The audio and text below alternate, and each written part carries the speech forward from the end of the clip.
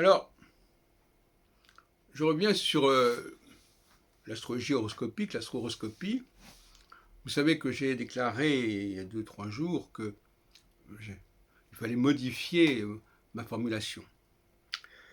Parce que même quand le système est à peu près cohérent sur le plan théorique, on peut commettre certaines erreurs qu'il faut corriger. Mais on s'aperçoit ensuite qu'on aurait pu les percevoir et les prévenir bien avant. Parce qu'il y avait déjà des signaux annonciateurs qu'il y avait un truc qui n'allait pas. C'est pour ça que les chercheurs sont souvent très bien placés pour corriger leurs travaux, parce qu'ils en connaissent les faiblesses, ils en connaissent les impasses. Ils savent que sur certains points, ils sont passés un peu vite, ou que sur certains points, ça ne collait pas tellement bien. Donc ils sont les premiers en mesure de corriger leurs propres travaux, et pas spécialement les gens qui écoutent ces travaux, et qui disent « Ah oui, c'est comme ça, d'accord ». Mais il faut avoir un esprit critique assez puissant pour pouvoir interpeller quelqu'un en lui disant « Écoutez, oui, vous avez développé cette théorie-là, mais il y a quelque chose qui fait défaut, il y a quelque chose qui ne tient pas debout ». Et notamment, j'avais tiqué il y a quelques jours là-dessus, en concluant que bon, oui, bon, d'accord, ça ne collait pas tellement bien, mais pourquoi pas.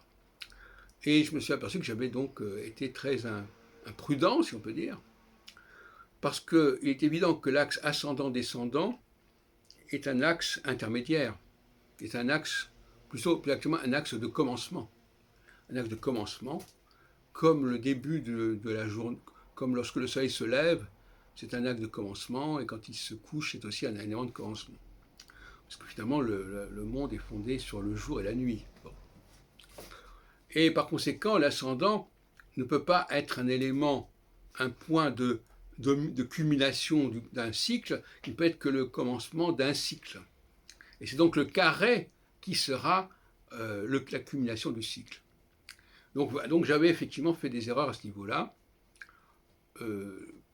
Je savais qu'il y avait une difficulté et je n'en avais pas tiré toutes les conclusions.